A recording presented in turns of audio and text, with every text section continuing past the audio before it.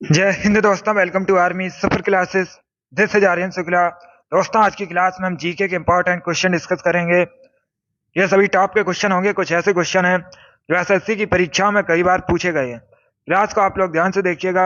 ये class special SSC GD के लिए है, तो क्लास को पूरा देखिए और क्लास के अंत में अपना स्कोर जरूर बताइएगा कि आपके कितने क्वेश्चन आज निकले। सबसे पहले क्लास को लाइक कीजिए, शेयर कीजिएगा। चैनल पर नए हैं तो चैनल को सब्सक्राइब कीजिए, बेल आइकन को प्रेस कीजिएगा ताकि सभी नोटिफिकेशन आप तक पहुंच सके। गुड मॉर्निंग सभी को। चलिए शुरू करते हैं आज की क्लास। क्वेश्चन नंबर फर्स्ट के लिए आंसर करिए। इंपॉर्टेंट प्रश्न है, ये क्वेश्चन आपकी परीक्षा में पूछा हुआ क्वेश्चन है। राजधानी संबंधित क्वेश्चन है। परीक्षाओं में एक क्वेश्चन राजधानी संबंधित पूछा जाता है। आपको बताना है जिम्बाब्वे की राजधानी क्या है। बताइएगा जिम्बाब्वे की राजधानी क्या है। ऑप्शन इस प्रकार है: ए न्यूयॉर्क, बी लुसाका, सी हरारे या डी ओटावा। सभी लोग क्वेश्चन नंबर फर्स्ट के लिए आंसर करिए। आंसर देते समय क्वेश्चन नंबर जरूर डालिएगा। आपको बताना है जिम्बाब्वे की राजधानी क्या है। गुड। इसका right answer option number C होगा, Harare. Yes, option number C correct answer है दोस्तों। जिम्बाब्वे की राजधानी हरारे है, so option number C correct answer होगा। अब देखिए, अगर हम ऑप्शंस की बात करें, न्यूयॉर्क यूएसए का शहर है, यूएसए की राजधानी। वॉशिंगटन डीसी है। लुसाका जाम्बिया की राजधानी है। ओटावा कनाडा की राजधानी है। तो आप लोग इनके बारे में याद रखिएगा, क्योंकि यहाँ से एग्जाम में क्वेश्चन पूछे जा सकते हैं। क्वेश्चन नंबर फर्स्ट का option number C correct answer होगा। जिम्बाब्वे की कैपिटल हरारे है। आगे बढ़ते हैं। अब क्वेश्चन नंबर 2 के लिए आंसर करिए। यह भी अच्छा क्वेश्चन है। आपको बताना है तोताए हिंद के नाम से किसे जाना जाता है। बताइएगा तोताए हिंद के नाम से किसको जाना जाता है। ऑप्शन दिए गए हैं।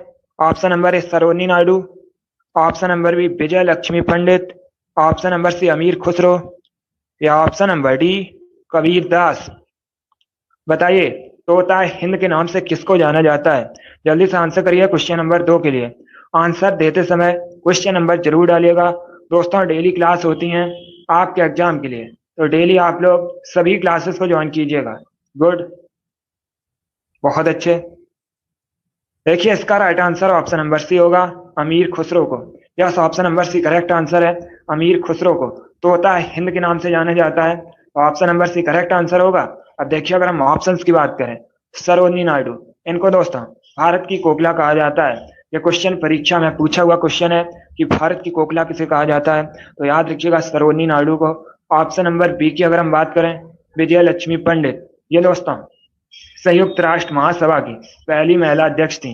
आपसे प्रश्न पूछा जा सकता है कि संयुक्त राष्ट्र महासभा की पहली महिला अध्यक्ष कौन थी, तो याद रखिएगा विजय लक्ष्मी पंडित। अब अगर हम ऑप्शन नंबर डी की बात करें, कबीर दास, ये दोस्तों कवि और संत थे। तो चारों ऑप्शंस के बारे में याद रखिएगा। चारों ऑप्शंस आपके एग्जाम के लिए इंपॉर्टेंट हैं। आगे बढ़ते हैं। क्वेश्चन नंबर 3 के लिए आंसर करिए। क्वेश्चन है दोस्तों, कैलाश सत्यार्थी को किस क्षेत्र में नोबेल प्राइज मिला था। आपको बताना है कैलाश सत्यार्थी को किस क्षेत्र में नोबेल प्राइज मिला था। ए भौतिकी, बी अर्थशास्त्र, सी रसायन या डी शांति। बताइएगा कैलाश सत्यार्थी को दोस्तों किस क्षेत्र में नोबेल प्राइज मिला था। गुड। डेली क्लास होती हैं स्पेशल आपकी परीक्षा के लिए, तो डेली आप लोग क्लास को ज्वाइन कीजिएगा। आंसर देते समय क्वेश्चन नंबर भी डालिए। बताइए कैलाश सत्यार्थी को किस क्षेत्र में नोबेल प्राइज मिला था। इसका राइट आंसर होगा ऑप्शन नंबर डी, शांति के क्षेत्र में। Yes, option number D correct answer है दोस्तों। कैलाश सत्यार्थी को शांति के क्षेत्र में नोबेल प्राइज मिला था, तो option number D correct answer. अब आपसे परीक्षा में एक प्रश्न और पूछा जा सकता है कि कैलाश सत्यार्थी क्षेत्र में नोबेल प्राइज कब मिला था, तो याद रखिएगा 2014 में। सन भी याद रखिए, एग्जाम में पूछ सकते हैं। क्वेश्चन नंबर 3 का option number D correct answer होगा। आगे बढ़ते हैं। अब क्वेश्चन नंबर 4 के लिए आंसर करिए। दिवस से संबंधित प्रश्न है। परीक्षा में 1 से 2 क्वेश्चन दिवस से संबंधित पूछे जाते हैं। वैसे ये जो प्रश्न है इंपॉर्टेंट है, कई परीक्षाओं में पूछा हुआ प्रश्न है, आपके भी एग्जाम में पूछा जा सकता है। आपको बताना है अंतर्राष्ट्रीय मानवाधिकार दिवस कब मनाया जाता है। बताइए अंतर्राष्ट्रीय मानवाधिकार दिवस कब सेलिब्रेट किया जाता है। ऑप्शन पढ़ लीजिए ध्यान से, उसके बाद ही आंसर कीजिएगा। तो का मतलब आइए। गुड। आंसर सभी लोग दीजिए, राइट या रॉन्ग आप लोग आंसर करते रहिएगा। आपको बताना है अंतर्राष्ट्रीय मानवाधिकार दिवस कब मनाया जाता है। इसका right answer option number C होगा, 10 दिसंबर को। Yes, option number C correct answer है। प्रतिवर्ष 10 दिसंबर को अंतर्राष्ट्रीय मानवाधिकार दिवस मनाया जाता है, तो ऑप्शन नंबर सी आपका राइट आंसर होगा। आगे बढ़ते हैं, क्वेश्चन नंबर 5 के लिए आंसर करिए। क्वेश्चन है दोस्तों, प्रसिद्ध फारसी त्योहार नौरोज का प्रवर्तन किसने किया था? आपको बताना है नौरोज का प्रवर्तन किसने किया था। पहली बात तो आप लोग याद रखिएगा, नौरोज ये दोस्तों एक फारसी त्योहार है। बताइए इसका प्रवर्तन किसने किया था? ए अलाउद्दीन खिलजी, बी इल्तुतमिश, सी फिरोज तुगलक या डी बलबन। क्वेश्चन नंबर 5 के लिए आंसर करिए, इसकी संबंधित क्वेश्चन है। इसका right answer option number D होगा, Balban. Yes, option number D correct answer है दोस्तों, बलबन गुलाम वंश का शासक था। इसने प्रसिद्ध फारसी त्योहार नौरोज का प्रवर्तन किया था। तो ऑप्शन नंबर डी इस क्वेश्चन का राइट आंसर होगा। वेरी गुड, बहुत अच्छे। ये वाली क्लास डेली होती है, तो आप लोग डेली इस क्लास को ज्वाइन कीजिएगा। सभी इंपॉर्टेंट क्वेश्चन होंगे जो परीक्षा में क्वेश्चंस पूछे जाते हैं, उसी लेवल के क्वेश्चन होंगे दोस्तों। उससे एक दो लेवल ज्यादा ही क्वेश्चन होंगे कठिन। अभी आंसर करिए क्वेश्चन नंबर 6 के लिए। चलिए सभी लोग आंसर करिएगा, यह भी इंपॉर्टेंट क्वेश्चन है। गुड क्वेश्चन है दोस्तों, चेतक किसके घोड़े का नाम था? बताइएगा चेतक किसके घोड़े का नाम था। ऑप्शन पढ़ लीजिए, उसके बाद ही आंसर करिए, इंपॉर्टेंट क्वेश्चन है। इसका राइट आंसर होगा option number A, Maharana Pratap. Yes, option number A correct answer है दोस्तों, महाराणा प्रताप के घोड़े का नाम चेतक था। तो option number A correct answer होगा। जिसने भी क्वेश्चन नंबर 6 का ऑप्शन नंबर ए दिया है उनका राइट आंसर है। वेरी गुड, इसी प्रकार से आप लोग आंसर करिएगा। गुड, आंसर करते रहिए। आगे बढ़ते हैं, अब क्वेश्चन नंबर 7 के लिए आंसर करिए। क्वेश्चन है दोस्तों, लक्षद्वीप की राजधानी क्या है? बताइएगा लक्षद्वीप की राजधानी क्या है? लक्षद्वीप भारत का एक केंद्र शासित प्रदेश है। अब बताइए इसकी कैपिटल क्या है? ऑप्शन इस प्रकार है, ए पोर्ट ब्लेयर, बी कावरत्ती, सी चंडीगढ़ या डी न्यू दिल्ली। सभी लोग क्वेश्चन नंबर 7 के लिए आंसर करिए। आपको बताना है लक्षद्वीप की राजधानी क्या है। गुड, इसका right answer option number B होगा, Kavaratti. Yes, option number B correct answer है दोस्तों, लक्षद्वीप की राजधानी कावरत्ती है। तो option number B correct answer होगा। अब देखिए अगर हम ऑप्शंस की बात करें, पोर्ट विलियर ये अंडमान और निकोबार द्वीप समूह की राजधानी है। ये क्वेश्चन है एग्जाम में पूछा हुआ क्वेश्चन है कि अंडमान और निकोबार द्वीप समूह की राजधानी क्या है। तो याद रखिएगा पोर्ट विलियर, कावरत्ती लक्षद्वीप की राजधानी है। चंडीगढ़ खुद एक केंद्र शासित प्रदेश होने के साथ ही पंजाब और हरियाणा राज्य की राजधानी है। तो आप लोग इनके बारे में याद रखिएगा। आगे बढ़ते हैं, क्वेश्चन नंबर 8 के लिए आंसर करिए। क्वेश्चन है दोस्तों, पंडित भीमसेन जोशी इनका संबंध किस क्षेत्र से है? आपको बताना है पंडित भीमसेन जोशी किस क्षेत्र से संबंधित हैं। ए साहित्य, बी शास्त्रीय संगीत, सी पत्रकारिता या डी शिक्षा। देखिए अगर आप लोग लाइव क्लास ज्वाइन नहीं कर पा रहे हैं, क्लास को बाद में देख रहे हैं, तब भी आप लोग सभी क्वेश्चंस का आंसर कमेंट बॉक्स में टाइप कीजिए। इससे पता चलेगा कि आपकी तैयारी कैसी है। आप लोग अपना स्कोर क्लास खत्म होने के बाद जरूर बताइए कि आपके कितने क्वेश्चन आज निकले। गुड, बहुत अच्छे। इसका right answer option number B होगा, शास्त्रीय संगीत। Yes, option number B correct answer है।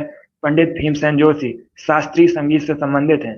आगे बढ़ते हैं, क्वेश्चन नंबर 9 के लिए आंसर करिए। क्वेश्चन है दोस्तों, ईडन गार्डन क्रिकेट स्टेडियम कहां पर स्थित है? बताइए ईडन गार्डन क्रिकेट स्टेडियम कहां पर स्थित है? Option number A Kolkata, B Kanpur, C Dispur या डी मुंबई। क्वेश्चन नंबर 9 के लिए आंसर करिए। आपको बताना है ईडन गार्डन क्रिकेट स्टेडियम कहां पर है। इसका right answer option number A होगा, कोलकाता में। Yes, option number A correct answer है। पश्चिम बंगाल की राजधानी कोलकाता, यहाँ पर दोस्तों ईडन गार्डन क्रिकेट स्टेडियम स्थित है। तो option number A correct answer होगा। अब देखिए अगर हम ऑप्शंस की बात करें, कानपुर उत्तर प्रदेश का शहर है, यहाँ पर दोस्तों ग्रीन पार्क स्टेडियम स्थित है।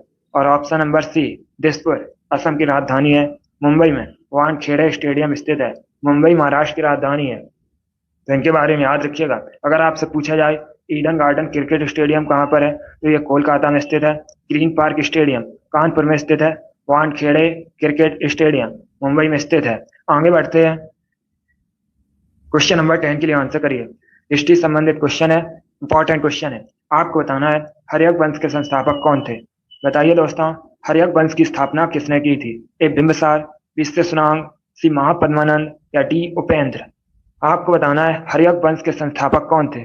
क्वेश्चन नंबर 10 के लिए आंसर करिए। इसका right answer option number A होगा, Bimbisara. Yes, option number A correct answer है। बिंबिसार ने हर्यक वंश की स्थापना की थी। तो option number A correct answer होगा। आगे बढ़ते हैं, क्वेश्चन नंबर 11 के लिए आंसर करिए। क्वेश्चन है दोस्तों, शाहनामा किसकी कृति है? आपको बताना है शाहनामा किसकी कृति है। जिसने अभी क्लास को लाइक नहीं किया, लाइक करिए और इसे ज्यादा से ज्यादा शेयर कीजिएगा। अगर आप चैनल पर नए हैं तो चैनल को सब्सक्राइब कीजिए, बेल आइकन को प्रेस कीजिए ताकि सभी नोटिफिकेशन आप तक पहुंच सकें। इसका right answer option number A होगा, Firdausi. Yes, option number A correct answer है दोस्तों। शाहनामा फिरदौसी की कृति है। अब आगे बढ़ते हैं। क्वेश्चन नंबर 12 के लिए आंसर करिए। प्रश्न है दोस्तों, गोल गुम्बज कहाँ पर स्थित है? बताइए, गोल गुम्बज कहाँ पर स्थित है? ए कोराट, बी पुरी, सी बीजापुर या डी हैदराबाद? आपको बताना है गोल गुम्बज कहाँ पर स्थित है। इसका right answer option number C होगा, बीजापुर में। Yes, option number C correct answer है। कर्नाटक के बीजापुर में दोस्तों गोल गुम्बज स्थित है। तो ऑप्शन नंबर सी आपका राइट आंसर होगा। क्वेश्चन नंबर 13 के लिए आंसर करिए। यह भी हिस्ट्री संबंधित क्वेश्चन है, इंपॉर्टेंट प्रश्न है, कई परीक्षाओं में यह क्वेश्चन पूछा हुआ है। क्वेश्चन है दोस्तों, 1905 के बंगाल विभाजन के समय भारत का वायसराय कौन था? पहली बात तो आप लोग याद रखिएगा, इस प्रकार से भी क्वेश्चन आपसे पूछा जा सकता है कि बंगाल विभाजन कब हुआ था। तो ये हुआ था दोस्तों 1905, 1905 में। अब बताइए उस समय भारत का वायसराय कौन था? A Lord Curzon, B Lord Dufferin, C Lord Minto या डी लॉर्ड माउंटबेटन? गुड, आपको बताना है 1905 में जब बंगाल का विभाजन हुआ था उस समय भारत का वायसराय कौन था?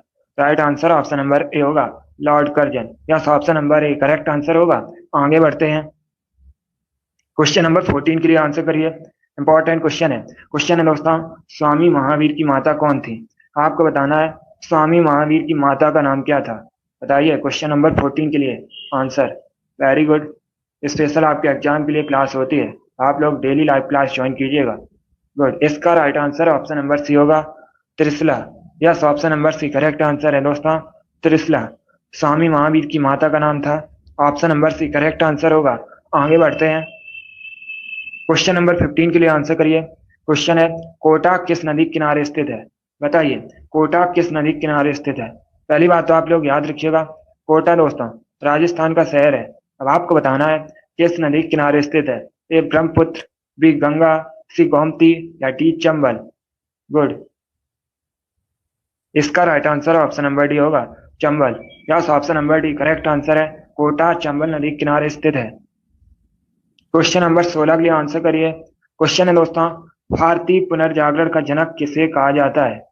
बताइए भारतीय पुनर्जागरण का जनक किसे कहा जाता है? ए स्वामी विवेकानंद, बी बाल गंगाधर तिलक, सी राजा राम मोहन राय या डी सुरेंद्र नाथ बनर्जी? गुड, बहुत अच्छे। इसका right answer option number C होगा, राजा राम मोहन राय को। Yes, option number C correct answer है। राजा राम मोहन राय को भारतीय पुनर्जागरण का जनक कहते हैं। तो option number C correct answer होगा।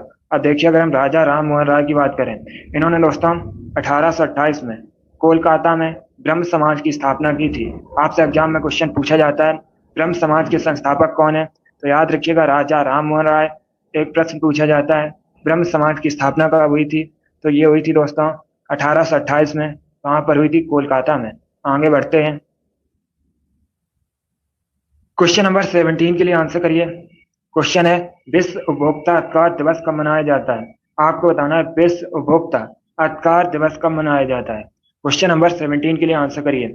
अगर आपसे प्रश्न पूछा जाए कि भारत में राष्ट्रीय उपभोक्ता अधिकार दिवस कब मनाया जाता है, तो याद रखिएगा 24 दिसंबर को। यस दोस्तों, प्रतिवर्ष 24 दिसंबर को भारत में राष्ट्रीय उपभोक्ता अधिकार दिवस मनाया जाता है। लेकिन यहाँ पर आपसे पूछा गया है विश्व उपभोक्ता अधिकार दिवस कब मनाया जाता है, इसके लिए आंसर करिएगा।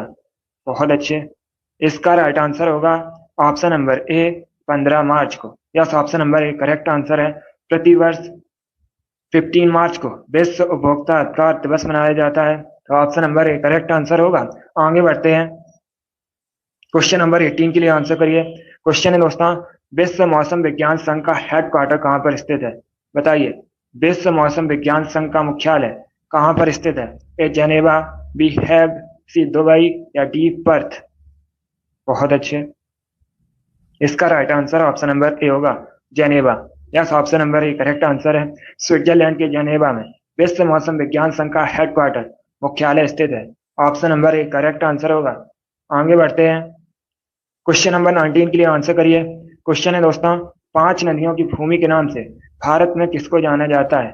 आपको बताना है 5 नदियों की भूमि के नाम से किसको जाना जाता है? ए पंजाब, बी बंगलुरु, सी मुंबई या डी केरल? जल्दी से आंसर करिए क्वेश्चन नंबर 19 के लिए, बताइएगा। 5 नदियों की भूमि के नाम से किसको जाना जाता है? इसका right answer option number A होगा, पंजाब को। Yes, option number A correct answer है, पंजाब को 5 नदियों की भूमि कहा जाता है। अब अगर हम ऑप्शंस की बात करें, बेंगलुरु को भारत में इलेक्ट्रॉनिक सिटी बोला जाता है, मुंबई को भारत में 7 टापुओं के शहर के नाम से जाना जाता है, और केरल को दोस्तों भारत में मसालों का बगीचा कहा जाता है। तो इनके बारे में याद रखिएगा, ये चारों ऑप्शंस आपके एग्जाम के लिए इंपॉर्टेंट हैं। आगे बढ़ते हैं, क्वेश्चन नंबर 20 के लिए आंसर करिए। कंप्यूटर से संबंधित प्रश्न है। प्रश्न है दोस्तों, कंप्यूटर की भौतिक बनावट कहलाती है। आपको बताना है जो कंप्यूटर की भौतिक बनावट होती है उसे क्या कहा जाता है। कंप्यूटर का आविष्कार चार्ल्स बेबेज ने किया था, इसीलिए चार्ल्स बेबेज को कंप्यूटर का जनक कहा जाता है। अब देखिए इसका राइट आंसर क्या होगा। Correct answer option number A होगा, hardware. Yes, option number A correct answer है। कंप्यूटर की भौतिक बनावट हार्डवेयर कहलाती है। आगे बढ़ते हैं, क्वेश्चन नंबर 21 के लिए आंसर करिए। क्वेश्चन है दोस्तों हिस्ट्री संबंधित। रजिया सुल्तान किसकी बेटी थी? बताइएगा, रजिया सुल्तान किसकी बेटी थी? अगर आपसे पूछा जाए दिल्ली सल्तनत पर या दिल्ली सल्तनत की पहली महिला शासका कौन थी, तो याद रखिएगा रजिया सुल्तान। ये दोस्तों दिल्ली सल्तनत की पहली महिला शासका थी। अब आप लोग बताइएगा ये किसकी बेटी थी? Good, right answer option number A होगा, इल्तुतमिश की। Yes, option number A correct answer होगा। आगे बढ़ते हैं, क्वेश्चन नंबर 22 के लिए आंसर करिए। यह भी हिस्ट्री संबंधित प्रश्न है। आपको बताना है लाख बख्श की उपाधि किस शासक को दी गई थी? बताइएगा, लाख बख्श की उपाधि किस शासक को दी गई थी? इल्तुतमिश, बी बलबन, सी रजिया सुल्तान या D Qutbuddin Aibak. Question number 22 के लिए आंसर करिएगा। बहुत अच्छे, आपको बताना है लाख बख्श की उपाधि किसे दी गई थी? Good, very good. इसका right answer option number D होगा, कुतुबुद्दीन ऐबक को। Yes, option number D correct answer होगा। आगे बढ़ते हैं, क्वेश्चन नंबर 23 के लिए आंसर करिए। क्वेश्चन है दोस्तों महात्मा गांधी के राजनीतिक गुरु कौन थे? बताइए, महात्मा गांधी के राजनीतिक गुरु कौन थे? बहुत अच्छे, गुड, आंसर जल्दी से दीजिए। क्वेश्चन नंबर 23 के लिए आपको बताना है महात्मा गांधी के राजनीतिक गुरु कौन थे। इसका राइट आंसर होगा option number B, Gopal Krishna Gokhale. Yes, option number B correct answer होगा, गोपाल कृष्ण गोखले महात्मा गांधी के राजनीतिक गुरु थे। आगे बढ़ते हैं, क्वेश्चन नंबर 24 के लिए आंसर करिए। क्वेश्चन है दोस्तों राजस्थान का गौरव किसे कहा जाता है? ये 4 ऑप्शन दिए गए हैं। ऑप्शन इस प्रकार है, ए चित्तौड़गढ़, बी जयपुर, सी उदयपुर या डी अजमेर। अब बताइए इसमें से किसको राजस्थान का गौरव कहते हैं? गुड, इसका right answer option number A होगा, चित्तौड़गढ़ को। Yes, option number A correct answer है, चित्तौड़गढ़ को राजस्थान का गौरव कहते हैं। Option number A correct answer होगा। अब देखिए अगर हम ऑप्शंस की बात करें, जयपुर राजस्थान की राजधानी है, जयपुर को भारत में पिंक सिटी के नाम से जाना जाता है। अब अगर हम ऑप्शन नंबर सी की बात करें, उदयपुर, यह भी राजस्थान का शहर है, उदयपुर को भारत में झीलों की नगरी कहा जाता है। अब अगर हम ऑप्शन नंबर डी की बात करें, अजमेर, यह भी दोस्तों राजस्थान में है और अजमेर को राजस्थान का हृदय कहा जाता है। तो चारों ऑप्शंस के बारे में याद रखिएगा, चारों ऑप्शंस आपके एग्जाम के लिए इंपॉर्टेंट हैं। आगे बढ़ते हैं,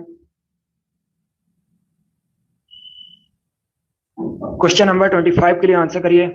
प्रश्न है दोस्तों मिजोरम की राजधानी बतानी है आपको।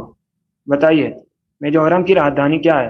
बहुत सरल क्वेश्चन है, जल्दी से आंसर करिए क्वेश्चन नंबर 25 के लिए। इसका right answer option number C होगा, Aizawl. Yes, option number C correct answer है, आइजोल मिजोरम की राजधानी है। अभी मैंने आपको बताया था।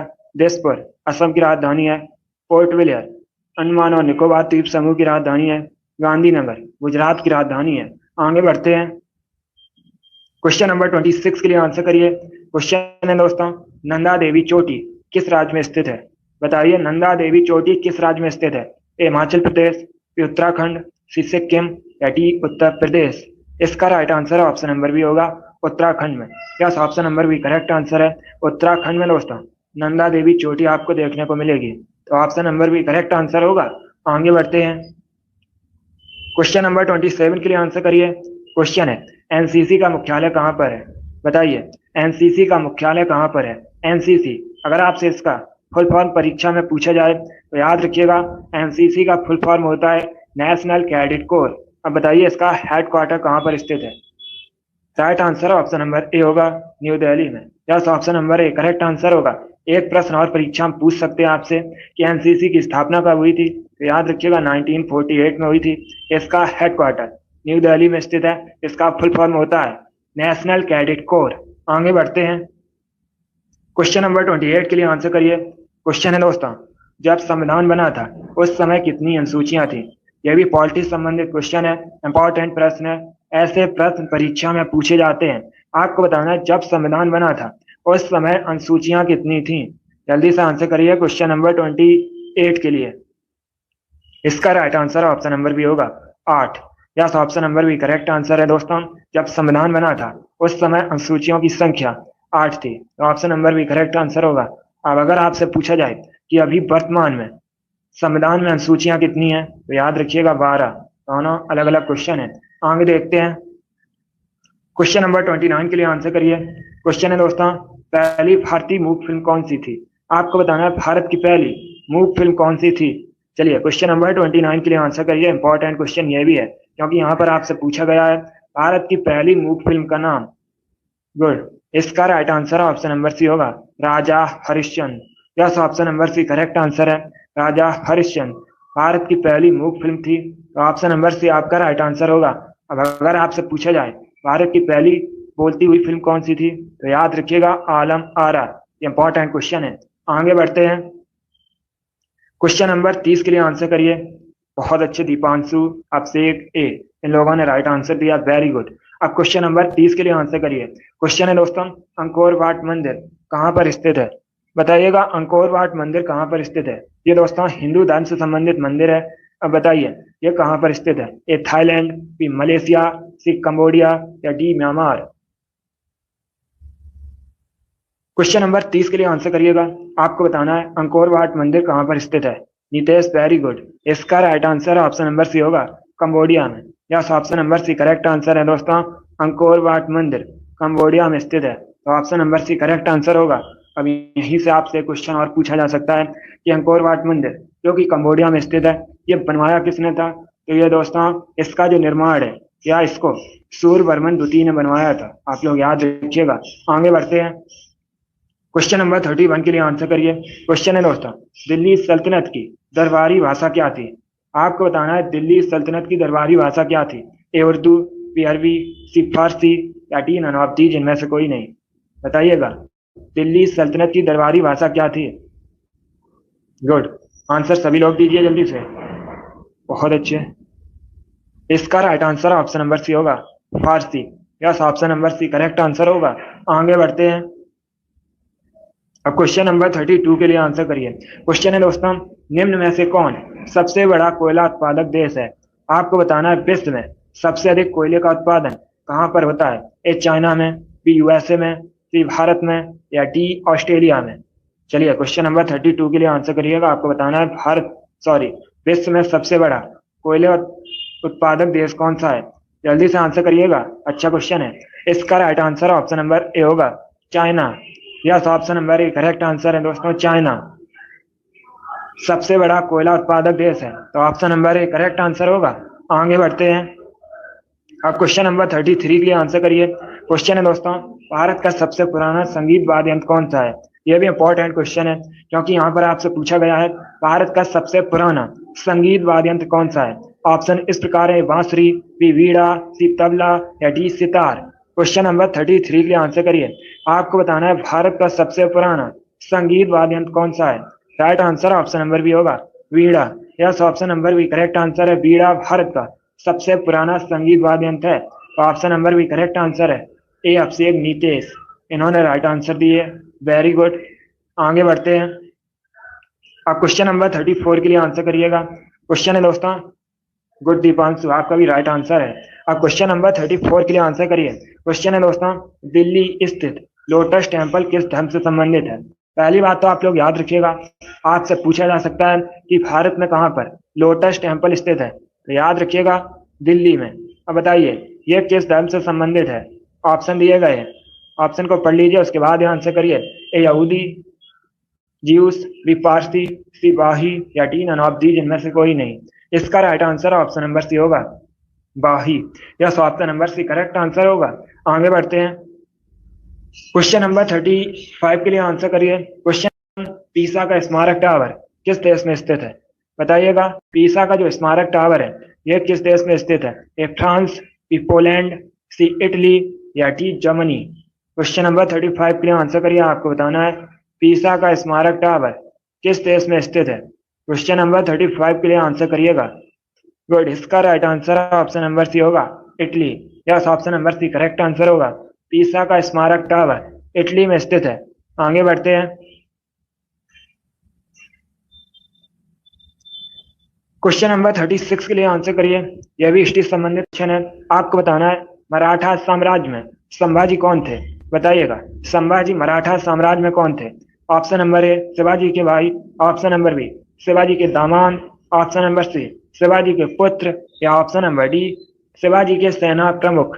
बताइएगा, मराठा साम्राज्य में संभाजी कौन थे?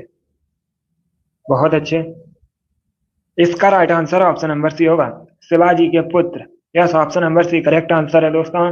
मराठा साम्राज्य में संभाजी ये शिवाजी के पुत्र थे, तो option number C correct answer होगा। आगे बढ़ते हैं। क्वेश्चन नंबर 37 के लिए आंसर करिए। क्वेश्चन है दोस्तों, भारत में किसान दिवस कब मनाया जाता है? आपको बताना है किसान दिवस भारत में कब मनाया जाता है। आंसर करिए क्वेश्चन नंबर 37 के लिए। बहुत अच्छे, इसका राइट आंसर होगा ऑप्शन नंबर ए 23 दिसंबर को। Yes, option number A correct answer है। प्रतिवर्ष 23 दिसंबर को भारत में किसान दिवस मनाया जाता है, तो option number A correct answer होगा। आगे बढ़ते हैं। क्वेश्चन नंबर 38 के लिए आंसर करिए। क्वेश्चन है दोस्तों, टॉर्च में किस दर्पण का प्रयोग किया जाता है? यह भी अच्छा क्वेश्चन है। बताइए, टॉर्च में किस दर्पण का प्रयोग किया जाता है? ए अवतल दर्पण, बी समतल दर्पण, सी उत्तल दर्पण या डी नन ऑफ दीज इनमें से कोई नहीं? गुड, इसका right answer option number A होगा, अवतल दर्पण का। Yes, option number A correct answer है। इस बार सभी ने राइट आंसर दिया। आप लोग याद रखिएगा, टॉर्च में अवतल दर्पण का प्रयोग होता है। आगे बढ़ते हैं। क्वेश्चन नंबर 39 के लिए आंसर करिए। प्रश्न है दोस्तों, चंपारण आंदोलन कब प्रारंभ हुआ था? आपको बताना है चंपारण आंदोलन कब प्रारंभ हुआ था। जल्दी से आंसर करिए क्वेश्चन नंबर 39 के लिए। यह भी हिस्ट्री संबंधित क्वेश्चन है। इसका राइट आंसर ऑप्शन नंबर भी होगा 1917 में। Yes, option number B correct answer है। 1917 में चंपारण आंदोलन शुरू हुआ था, तो ऑप्शन नंबर भी आपका राइट आंसर होगा। आगे बढ़ते हैं। क्वेश्चन नंबर 40 के लिए आंसर करिएगा। यह भी क्वेश्चन आपकी परीक्षा में पूछा हुआ क्वेश्चन है। आपको बताना है लोकटक लेक लोकटक झील कहाँ पर स्थित है? ए तेलंगाना, बी मणिपुर, सी उत्तर प्रदेश या डी गुजरात में? बताइए, लोकटक झील कहाँ पर स्थित है? इसका राइट आंसर ऑप्शन नंबर भी होगा मणिपुर में। Yes, option number B correct answer है दोस्तों। लोकटक झील मणिपुर में स्थित है। आगे बढ़ते हैं। क्वेश्चन नंबर 41 के लिए आंसर करिए। क्वेश्चन है दोस्तों, शक संवत का पहला महीना कौन सा होता है? आपको बताना है शक संवत का पहला महीना कौन सा होता है? ए वैशाख, बी फाल्गुन, सी चैत्र या डी नन ऑफ दीज इनमें से कोई नहीं? बहुत अच्छे, गुड, इसका right answer option number C होगा चैत्र।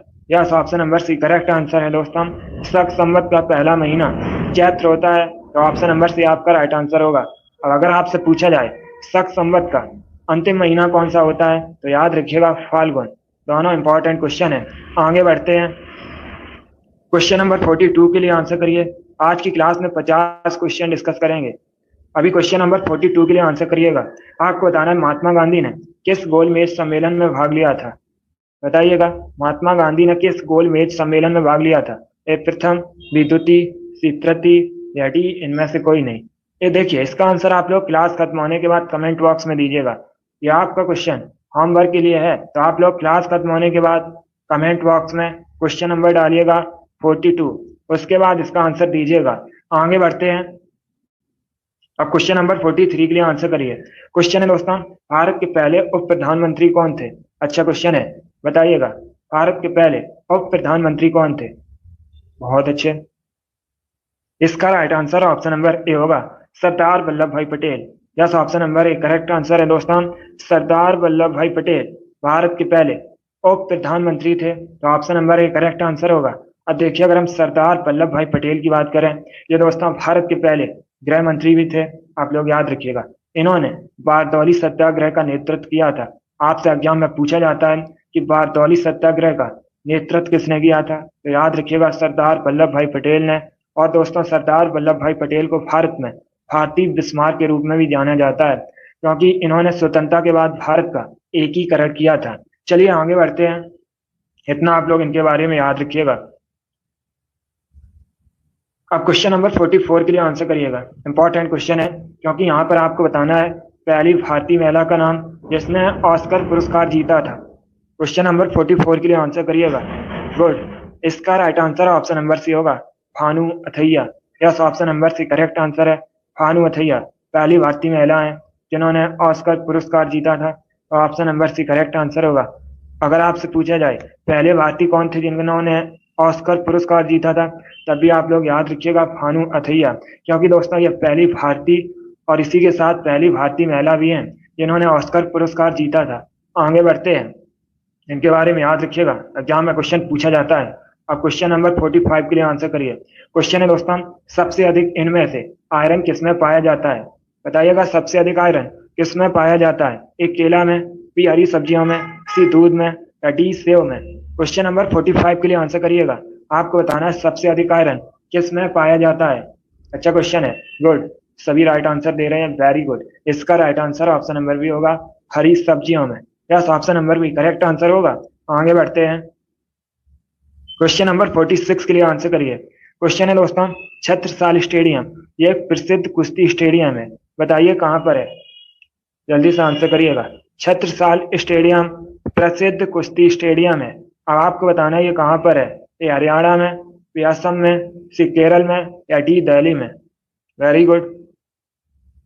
इसका right answer option number D होगा, दिल्ली में। Yes, option number D correct answer है, प्रसिद्ध कुश्ती स्टेडियम छत्रसाल दिल्ली में स्थित है। आगे बढ़ते हैं, क्वेश्चन नंबर 47 के लिए आंसर करिए। मोस्ट इंपॉर्टेंट क्वेश्चन है, आपको बताना है उत्तर भारत में मंदिर निर्माण शैली किस नाम से जानी जाती है? बताइए उत्तर भारत में जो मंदिर निर्माण शैली है किस नाम से जानी जाती है? ए नागर, बी बेसर, सी द्रविड़, या डी नन ऑफ दीज इनमें से कोई नहीं। गुड। इसका right answer option number A होगा, नागर। Yes, option number A correct answer है। उत्तर भारत में जो मंदिर निर्माण शैली है नागर के रूप में से नाम से जानी जाती है। तो आप लोग याद रखिएगा, नागर के नाम से दोस्तों उत्तर भारत में मंदिर निर्माण शैली जानी जाती है। आगे बढ़ते हैं, क्वेश्चन नंबर 48 के लिए आंसर करिएगा। आपको बताना है आयरलैंड की राजधानी का नाम। बताइए आयरलैंड की राजधानी का नाम क्या है? सभी लोग आंसर करिए क्वेश्चन नंबर 48 के लिए। आपको बताना है आयरलैंड की कैपिटल का नाम। गुड, बहुत अच्छे। इसका right answer option number D होगा, Dublin. Yes, option number D correct answer है दोस्तों, डबलिन आयरलैंड की राजधानी है। Option number D correct answer होगा। जकार्ता इंडोनेशिया की राजधानी है।